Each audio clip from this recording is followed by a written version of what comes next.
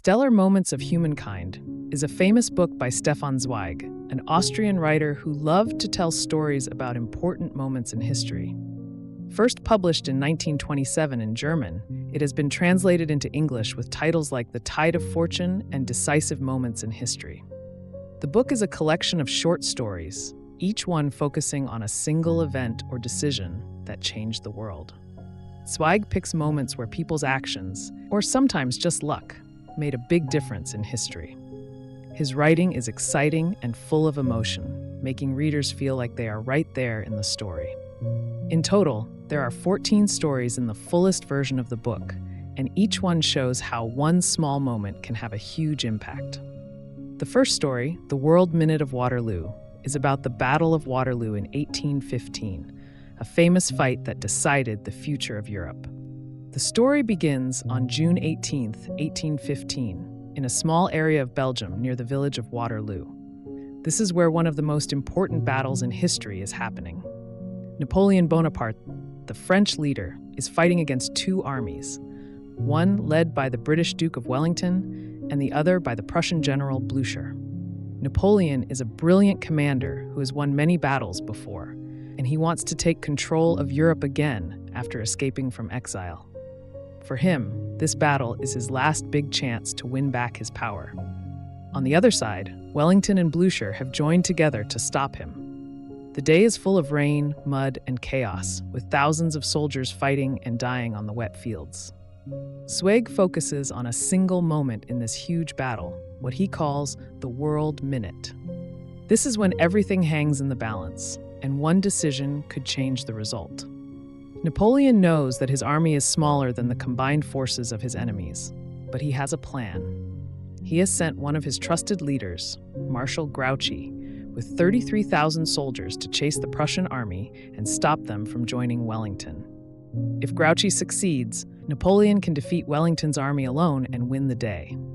But if Grouchy fails, Napoleon will face two armies at once, and his dream of ruling Europe again will end.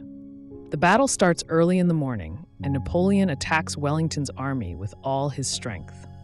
The fighting is fierce, with cannons firing and soldiers charging through the mud. Wellington's men are holding their ground, but they are tired and losing hope. Napoleon feels confident because he believes Grouchy is doing his job and keeping the Prussians away. As the day goes on, the French army pushes harder, and it looks like they might break through Wellington's lines. But then, in the afternoon, something unexpected happens. Napoleon's scouts see a dark line of soldiers coming over the hills in the distance. At first, Napoleon thinks it's Grouchy arriving with his men to help. He smiles and tells his officers that victory is near. But soon, the truth becomes clear. Those soldiers are not Grouchy's men. They are the Prussians, led by Blücher. Grouchy has failed to stop them, and now they are marching straight toward the battlefield. Napoleon's heart sinks. He realizes that his plan is falling apart. The Prussians have slipped away from Grouchy and are coming to join Wellington. This is the World Minute Zweig talks about, the moment when Napoleon's fate is decided. If Grouchy had caught the Prussians, Napoleon might have won. But now, with two armies against him, his chances are slipping away fast. Zweig explains Grouchy's side of the story too. Earlier that day, Grouchy heard the sound of cannons from far away. He knew it was the battle at Waterloo, and some of his officers begged him to march toward the noise to help Napoleon. But Grouchy was a careful man who followed orders exactly. Napoleon had told him to follow the Prussians and not let them escape. So that's what he did. He kept chasing them, even though they were moving faster than he expected. Grouchy didn't know that the Prussians had split their forces, leaving some behind to trick him while the rest marched to Waterloo. By the time Grouchy realized his mistake, it was too late.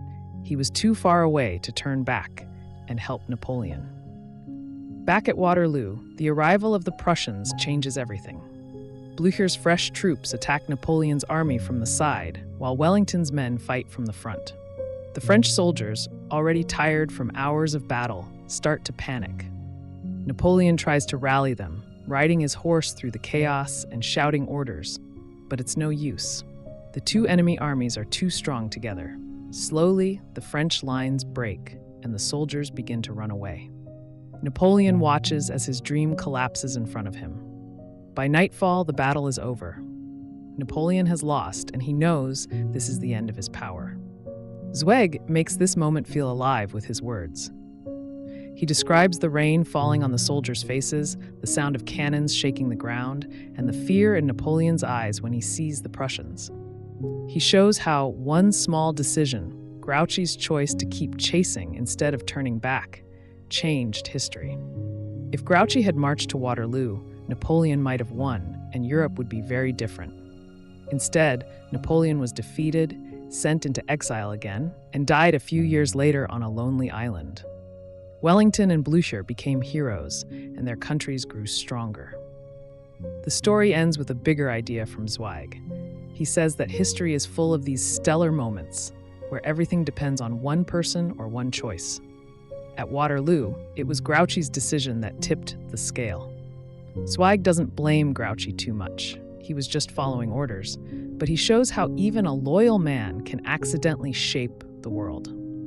The Battle of Waterloo wasn't just a fight between armies, it was a turning point for nations, decided in that 1 minute when hope turned to despair.